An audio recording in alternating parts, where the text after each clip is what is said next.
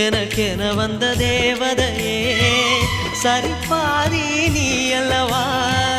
நடக்கையில் உந்தன் கூட வரும் நிழல் போலே நான் அல்லவா